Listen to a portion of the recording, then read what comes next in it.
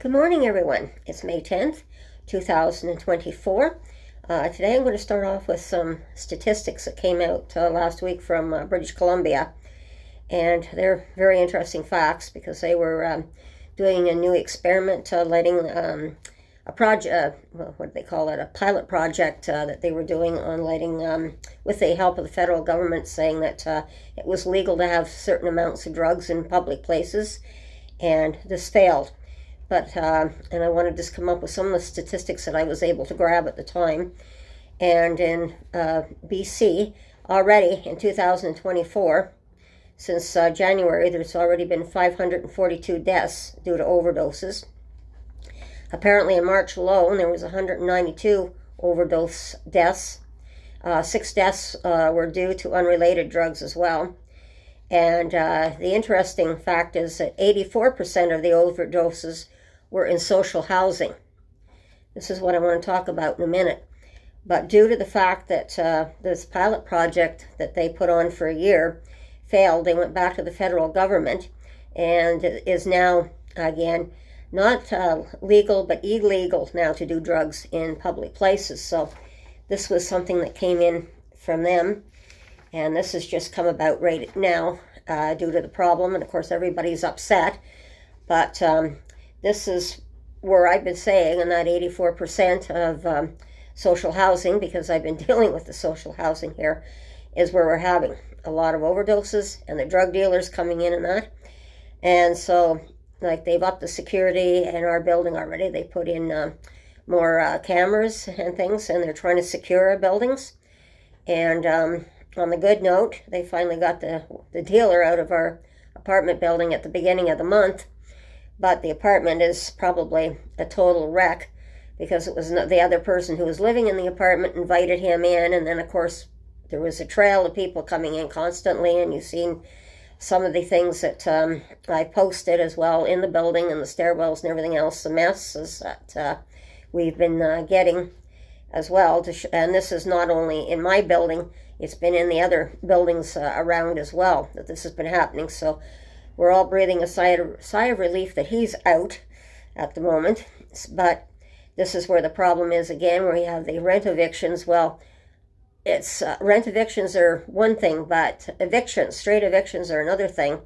And I can see where the landlords are complaining about not being able to successfully evict these dealers when they come in and they take over the apartments and that. And especially when you have mentally ill people that are in social housing, they have housing, and they just come in and take over. It's a takeover of their apartments, literally.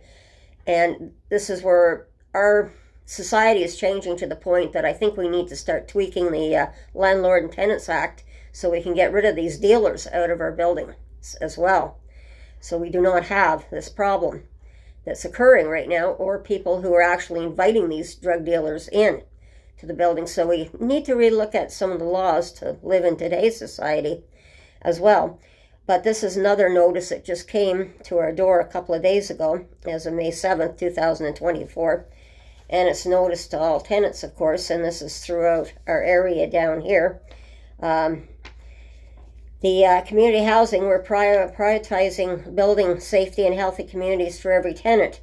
As part of Project Guardian, our program to enhance our security measures in your building, we're pleased to inform you that we will be making upgrades in your building. They hired a security company to carry out the following work as part of Project Guardian. What they're going to do is replacement of the building's entire system. That's the fog access with our key to get into the building. Installation of a new security camera system. They've already done a lot in our building. I'm not sure if they're going to be doing more. And then there's replacement and moving the intercom system outside of the building. Please note that the front exterior doors will be locked once the intercom is moved. You will need to use a new fog to enter the building. So I don't know if that's going to affect us because we don't have a front lobby or an inside door as well. But they're doing what they can because it's come to definitely our attention and to public housing now that this is a priority of what's happening with people. And there's a lot of good people in Ottawa housing, and we just want to be left alone to live our lives. We're courteous to one another. We don't bother one another. It's all this other activity that we don't like. We resent it horribly because it gives us all a bad reputation. And so this is part of it's going on. And so what you can expect during the weeks from probably, I think it's from May to mid-September, they're going to be doing this in our buildings here, because we're at ground zero. So they're going to be drilling of floor slabs to route new conduits in, rerouting and installation of conduits and wiring in common areas and electrical rooms.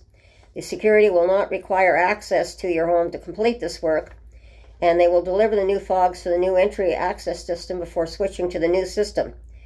And it's going to be, like I said, from probably, they're saying from May 20th to mid-September, that the buildings in our area are going to see that.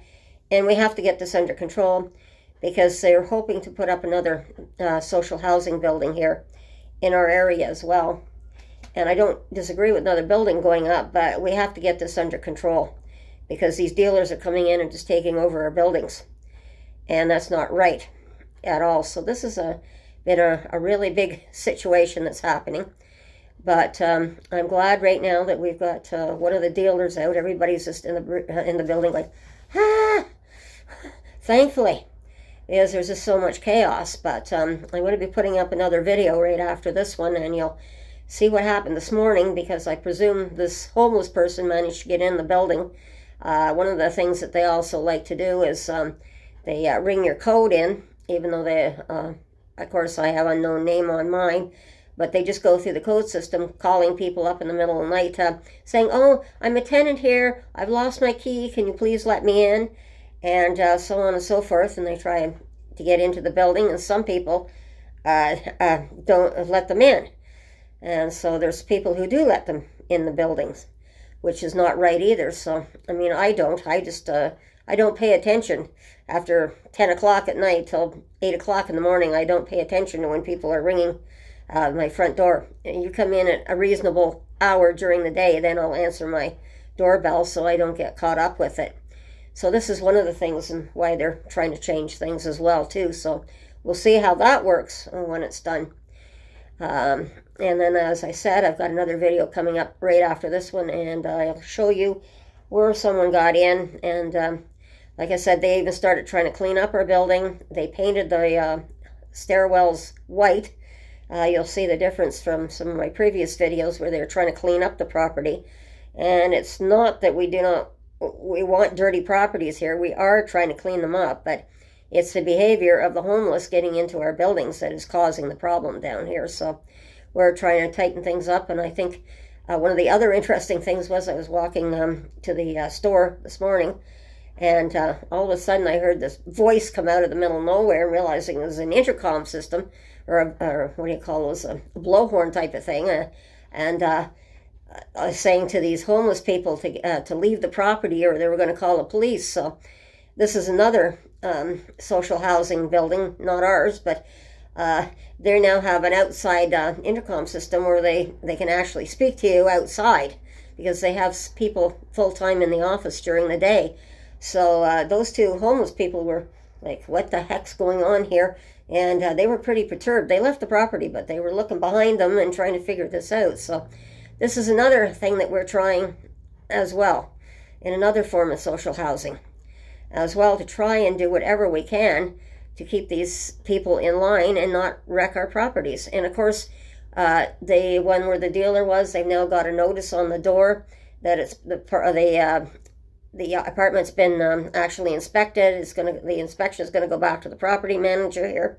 But the problem is, when they trash our apartments, sometimes it can take up to 2 to 3 months for that apartment to be redone and vacated and vacant, when there's so many people in need of housing today that someone else could be housed in it.